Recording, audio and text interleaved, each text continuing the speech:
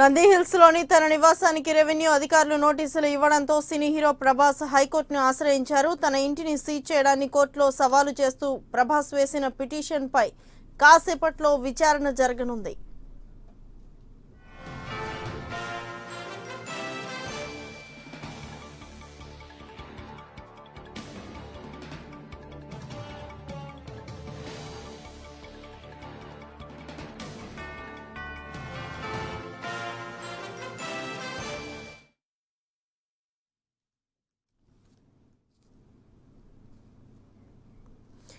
Nandi hills లోని తన నివాసానికి రెవెన్యూ అధికారులు నోటీసులు ఇవ్వడంతో సినీ హీరో ప్రభాస్ హైకోర్టుని ఆశ్రయించారు. తన ఇంటిని సీజ్ చేయడాన్ని కోర్టులో సవాలు చేస్తూ ప్రభాస్ వేసిన పిటిషన్ పై కాసేపట్లో విచారణ జరగనుంది. మరింత సమాచారం మా ప్రతినిధి కృష్ణ అడిగి తెలుసుకుందాం.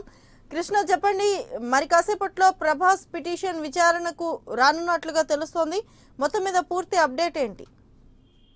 లలిత, ఏదైతే నిన్న ఈ చేర్లింగంపల్లి రెవెన్యూ డివిజన్ పరిధిలోకి వచ్చే ఈ ప్రభాస్ ఇల్లు నందిని ప్రభాస్ ఇంటికి రెవెన్యూ అధికారులు నోటీస్ అందించడమే కాకుండా దాన్ని సీజ్ చేయడం జరిగింది. ఈ సీజ్ చేయడాన్ని సవాల్ చేస్తూ రంగారెడ్డి జిల్లా కలెక్టర్ తీరుపైన ఆగ్రహం వ్యక్తం చేస్తూ ప్రభాస్ హైకోర్టులో పిటిషన్ దాఖలు చేయడం జరిగింది.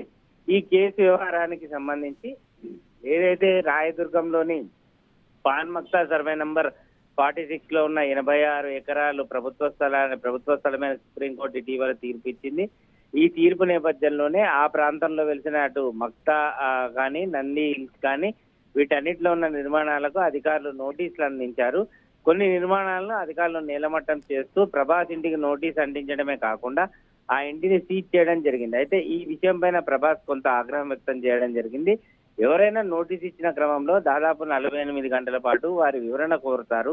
ఆ నోటీస్ అందుకున్న తర్వాత వాటి వివరణ కనుక సరిగా లేని పక్షంలో వారు ఇచ్చిన గడువు కనుక రెవెన్యూ అధికారులు ఇచ్చిన గడువు పూర్తయితే ఆ తర్వాత ఆ ఇంటిని నేలమట్టంగా చేసి ఆ స్థలాన్ని అధికారులు స్వాధీనం చేసుకునే అధికారాలు ఉంటాయి. కానీ ఇక్కడ అధికారులు ఎలాంటి నోటీసులు అనేది ముందస్తు నోటీసులు ఇవ్వకుండా నోటీస్ ఒకేసారి సీజ్ చేయడం ఒకేసారి చేయడం జరిగింది. ఇది ఎక్కడ ఇంతవరకు సమంజసం అని చెప్పి ఆయన కోర్టులో పిటిషన్ లో పేర్కొనడం జరిగింది.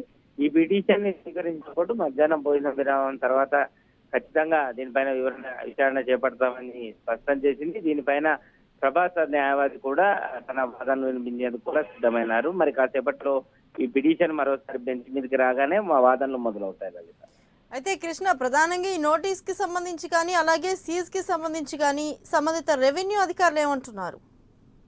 రెవెన్యూ అధికారులు చెప్పిన ప్రకారం ఏదైతే కొన్ని ఇప్పటికే అంటే గతంలోనే ఈ సుప్రీంకోర్టు అంటే గతంలోనే ఈ కేసు వ్యవహారానికి సంబంధించి కోర్టులో నడుస్తున్న విషయం ప్రభాస్ ముందు నుంచే తెలుసు.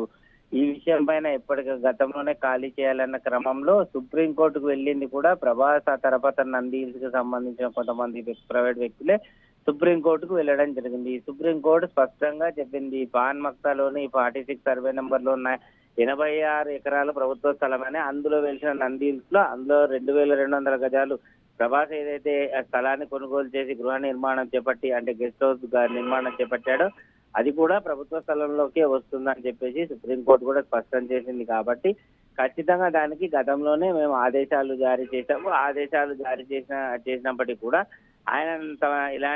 అతని నుంచి ఎలాంటి స్పందన లేదు. నోటీస్ తో పాటు సీజ్ చేయడం జరిగింది. కాబట్టి ఆ సీజింగ్ విషయంలో ఆయన తన వివరణ ఇస్తే ఖచ్చితంగా ఒకవేళ కోర్టు కనుక సీజ్ చేయకుండా నోటీస్ తో సరిపెట్టాలంటే కోర్టు ఉత్తర్వులను మేము అమలు చేస్తాం. కాబట్టి అటు నోటీస్ ఇవ్వడానికి వెళ్ళినప్పుడు అతని ఇంట్లో దాదాపు 2 సార్లు ఉన్నప్పుడు ఆ ఇంట్లో ఎవరు లేరు, కనీసం వాచ్మ్యాన్ కూడా లేకపోవడంతో ఆయన డోర్ కి నోటీస్ అంటించి ఆ గెస్ట్ హౌస్ ని సీజ్ చేయడం జరిగిందని రెవెన్యూ అధికారులు చెప్తున్నారు. అయితే ఈ విషయం పైన ప్రభాస్ అడ్వకేట్ కూడా దాన్ని తప్పుపట్టడం జరుగుతుంది.